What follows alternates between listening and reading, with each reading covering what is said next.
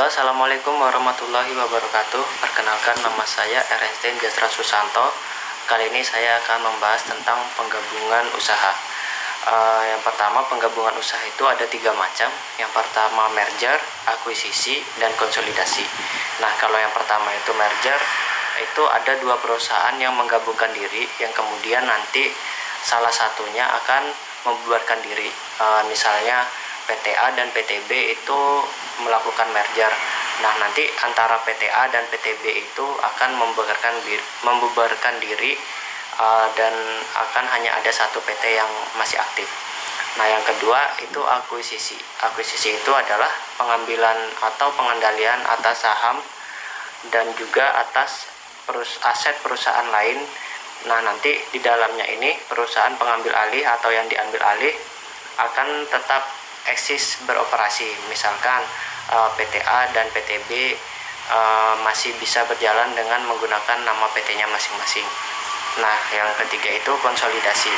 Nah, konsolidasi ini adalah perbuatan hukum yang dilakukan oleh 2 perseroan atau lebih untuk meleburkan diri dengan cara membentuk satu perseroan baru. Misalkan PTA dan PTB berkonsolidasi. Nah, nanti mereka akan membentuk PTC sebagai perusahaan barunya. Nah, kali ini saya akan mencoba menjelaskan merger antara Bank BTPN dan Bank SMBC. Nah, di sini juga saya akan mencoba menjelaskan analisis keuangan sebelum dan sesudah merger. Baik, kita masuk ke latar belakang mengapa Bank BTPN dengan Bank SMBC melakukan penggabungan usaha. Nah, jadi di sini maksudnya latar belakang penggabungan usaha ini, mengapa sih penggabungan usaha ini harus dilakukan? Nah, SMBC sebagai pemegang saham pengendali BTPN dan SMBC telah menyampaikan maksud dan komitmennya untuk secara aktif berpartisipasi dan memberikan kontribusi dalam pembangunan ekonomi jangka panjang di Indonesia, khususnya di bidang keuangan dan perbankan. Jadi ada beberapa hal penggabungan usaha antara Bank BTPN dan Bank SMBC ini dilakukan. Di antaranya adalah yang pertama, membuat bank hasil merger ini memiliki layanan lengkap serta turut memperkuat perbankan dan ekonomi nasional. Dan yang kedua, Bank BTPN mendapatkan mitra yang saling melengkapi atau komplementari, yaitu SMBC memiliki latar belakang yang kuat di bidang korporasi. Terus alasan yang ketiga adalah setelah merger diharapkan dapat memberikan keuntungan bagi nasabah dan masyarakat di Indonesia serta berdampak positif pada perekonomian Indonesia.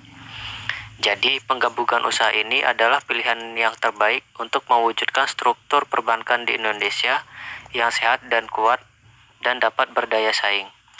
Hal ini juga sesuai dengan instruksi Otoritas Jasa Keuangan agar mendorong para pelaku usaha dan industri perbankan untuk melakukan konsolidasi termasuk penggabungan usaha. Oke, next.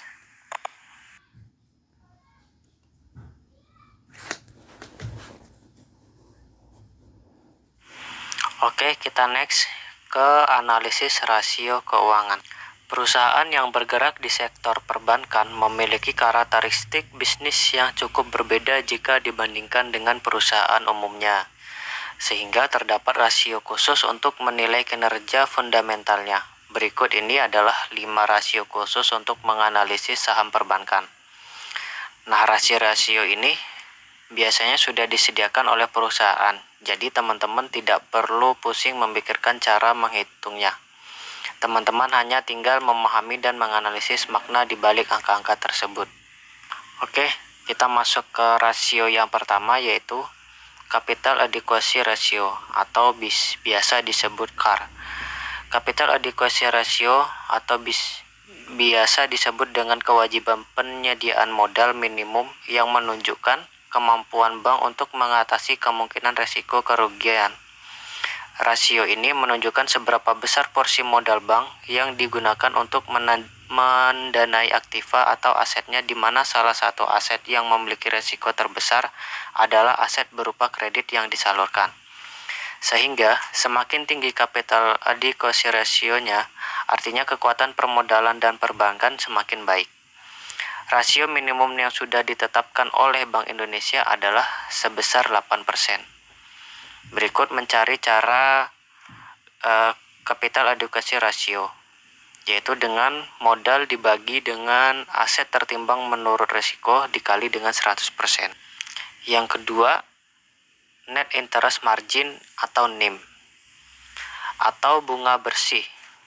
Bank sebagai lembaga intermediasi keuangan berfungsi untuk menghimpun dana dari masyarakat berupa tabungan, giro, dan deposito atau bentuk simpanan lainnya, serta menyalurkan dana dalam bentuk kredit.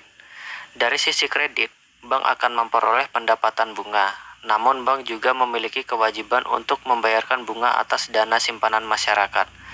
Selisih antara bunga pendapatan dan bunga yang dibayarkan dibagi dengan aset produktifnya akan menghasilkan rasio net interest margin. Jadi rasio NIM yang tinggi menunjukkan efektivitas manajemen dalam mengelola aset produktif bank. Dalam menghitung net interest margin dapat dihitung dengan pendapatan bunga bersih dibagi dengan rata-rata aset produktifnya dikali dengan 100%. Rasio yang ketiga adalah non-performing loan atau NPL. Sesuai dengan modalnya, bisnisnya resiko kredit adalah salah satu resiko utama yang dihadapi oleh bank. Dengan melihat rasio NPL, kita dapat melihat seberapa besar tingkat kredit bermasalah dibandingkan dengan total kredit yang disalurkan oleh bank. Jadi NPL adalah kredit bermasalah yang memiliki kurang lancar, diragukan, dan macet. Terdapat dua rasio NPL, yaitu NPL gross dan NPL net. Bank juga tidak boleh memiliki NPL net lebih dari 5%. Jika terjadi, maka bank dinilai memiliki potensi kesulitan yang mampu membahayakan kelangsungan usaha, sehingga membutuhkan pengawasan yang intensif oleh otoritas jasa keuangan. NPL ini sendiri bisa dihitung dengan kredit bermasalah dibagi dengan total kredit dikali dengan 100%. Dengan menggunakan rasio tadi, biasanya investor sudah bisa melihat gambaran awal kondisi fundamental saham bank. Dua rasio selanjutnya bisa digunakan sebagai pelengkap analisis teman-teman, yaitu rasio keempat adalah loan to deposito ratio atau LDR, yaitu perbandingan total kredit yang disalurkan oleh bank dengan dana pihak ketiga berupa giro, tabungan, dan deposito. Loan to deposito ratio yang terlalu tinggi menunjukkan likuiditas bank yang terlalu ketat, sehingga berpotensi tidak dapat menyediakan dana saat dibutuhkan. Sedangkan rasio yang terlalu rendah menunjukkan bank tidak dapat menyalurkan kredit dengan optimal sehingga dapat menurunkan potensi pendapatannya. Loan to deposito ratio bisa dihitung dengan total kredit dibandingkan dengan dana pihak ketiga, lalu dikalikan 100%. Dan yang terakhir, beban operasional terhadap pendapatan operasional atau bisa disingkat dengan BOPO. Rasio ini mengukur tingkat efisiensi dan juga kemampuan dalam menjalankan kegiatan operasionalnya. Semakin kecil rasio BOPO, artinya bank semakin efisien sehingga lebih dapat menjaga profitabilitasnya jika harus berhadapan dengan kondisi net interest margin yang kecil. Nah, BOPO ini bisa dihitung dengan beban operasi atau dibagi dengan pendapatan operasional dikali dengan 100%.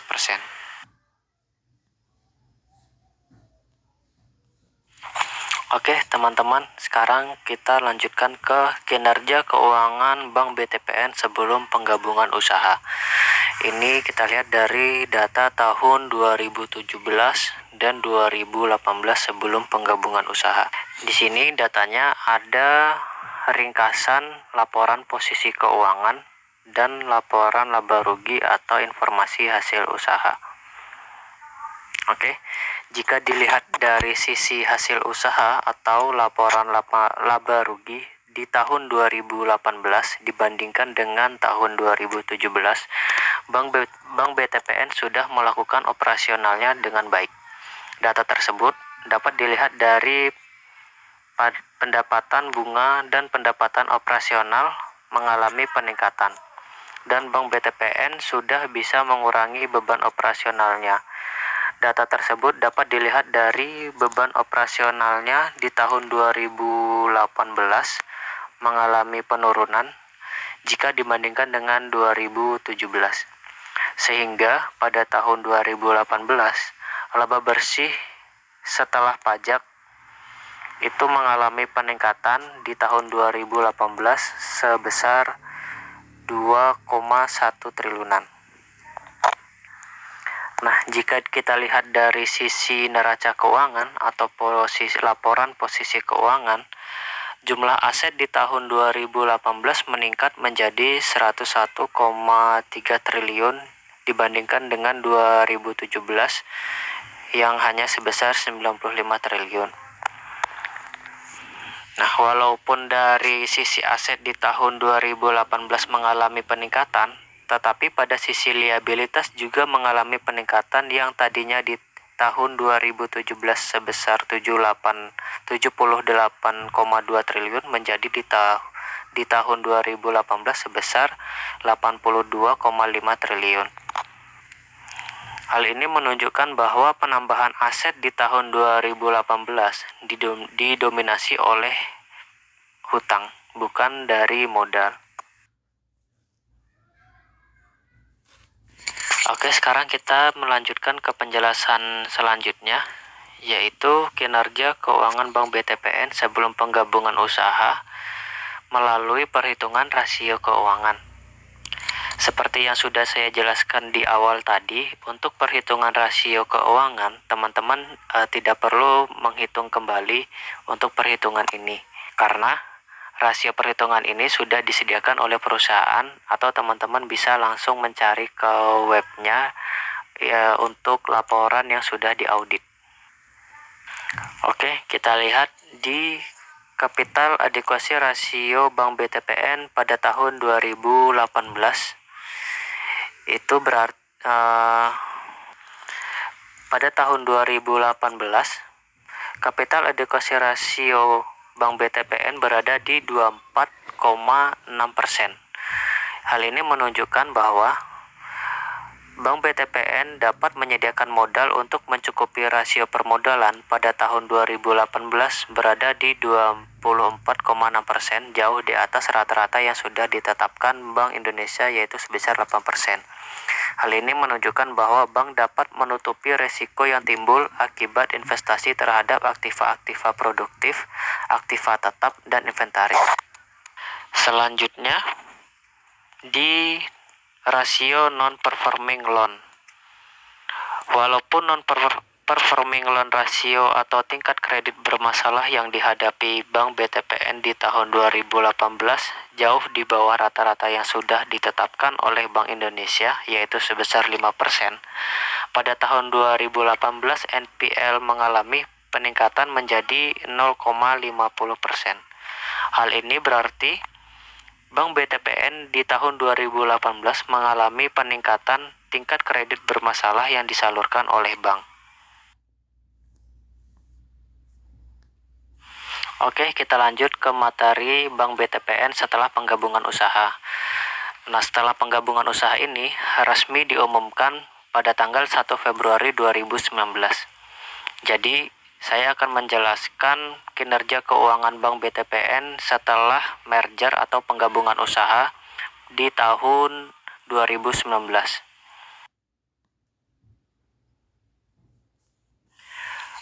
Oke teman-teman, sekarang kita membahas tentang kinerja keuangan Bank BTPN setelah penggabungan usaha. Seperti yang sudah saya jelaskan di awal tadi, bahwa setelah merger ini diharapkan dapat memberikan keuntungan bagi nasabah dan masyarakat, terutama kepada Bank BTPN-nya sendiri. Nah, berikut laporan keuangan dan informasi laba rugi Bank BTPN setelah penggabungan usaha di tahun 2019. Setelah melakukan penggabungan bank BTPN dapat membukukan pendapatan operasional lainnya sebesar 1,6 triliun, naik 160% dibandingkan tahun sebelumnya yang hanya 600,1 miliar. Pendapatan bunga bersih bank pada tahun 2019 juga naik sebesar 11 triliun, lebih tinggi dibanding tahun 2018 yang hanya 9,6 triliun. Sehingga peningkatan ini juga akan berdampak pada laba tahun berjalan sebelum pajak bank pada tahun 2019 sebesar 4, triliun, jauh di atas pencapaian tahun 2018 yang hanya 2,9 triliun. Nah, dari posisi laporan keuangan, jika kita lihat di tahun 2019, jumlah aset Bank BTPN juga mengalami peningkatan sebesar totalnya 181,6 miliar, mengalami peningkatan di tahun sebelumnya. Nah, walaupun jumlah aset Bank BTPN setelah merger jauh meningkat, tetapi jumlah kewajiban atau liabilitas juga mengalami peningkatan yang jauh lebih besar. Hal ini menandakan bahwa Bank BTPN lebih banyak menggunakan hutang untuk menambah asetnya. Baik, selanjutnya kita membahas tentang analisis keuangan Bank BTPN setelah melakukan penggabungan usaha. Yang pertama, jika kita lihat dari Capital Adequacy Ratio atau CAR, Bank BTPN memiliki modal yang kuat dan dapat menyediakan modal untuk mencukupi rasio permodalannya. Pada tahun 2019, Capital Adequacy Ratio berada di 24,20%, jauh di atas rata-rata yang sudah ditetapkan Bank Indonesia sebesar 8%. Hal ini menunjukkan bahwa Bank BTPN mampu mencukupi risiko yang timbul akibat investasi terhadap aktiva produktif, aktiva tetap, dan inventaris. Jadi, jika terjadi risiko yang ditimbulkan akibat aktivitas investasi terhadap aktiva produktif, aktiva tetap, dan inventaris, bank dapat menutupi risiko tersebut menggunakan modalnya. Rasio yang kedua adalah net interest margin. Pada tahun 2019, net interest margin rasio mengalami penurunan menjadi 6,90%. Hal ini menunjukkan bahwa pada tahun 2019, walaupun dari sisi pendapatan bunga meningkat, tetapi bunga yang dibayarkan jauh lebih besar dari tahun sebelumnya. Hal ini menyebabkan rasio pendapatan bunga bersih menjadi turun. Rasio yang ketiga adalah non-performing loan atau NPL. Non-performing loan atau tingkat kredit bermasalah yang dihadapi di tahun 2019 jauh di bawah rata-rata yang sudah ditetapkan oleh Bank Indonesia, yaitu sebesar 5%. Pada tahun 2019, non-performing loan mengalami penurunan menjadi 0,40%. Hal ini berarti di tahun 2019, Bank BTPN berhasil mengurangi tingkat kredit bermasalah yang disalurkan oleh bank. Rasio perhitungan yang keempat adalah Loan to Depositor Ratio atau LDR. Loan to Depositor Ratio di tahun 2019 naik sebesar 163,10%. Hal ini menunjukkan jika LDR naik atau meningkat, berarti pendapatan bank juga pasti akan naik. Hal ini juga bisa dilihat dari NPL bank pada tahun 2019 mengalami penurunan. Hal ini berarti semakin banyak jumlah kredit yang dapat diberikan, maka akan semakin tinggi juga pendapatan bank. Analisis terakhir yaitu beban operasional terhadap pendapatan nasional. Maksud saya operasional. Pada tahun 2019, beban operasional terhadap pendapatan operasional mengalami peningkatan. Hal ini dikarenakan untuk menjalankan aktivitas operasionalnya, Bank BTPN membutuhkan lebih banyak dana yang dikeluarkan. Hal ini dapat dilihat dari beban operasional yang meningkat pada tahun 2019. Jadi, semakin kecil nilai beban operasional terhadap pendapatan operasional pada sebuah bank, maka akan semakin efisien perbankan dalam beroperasi.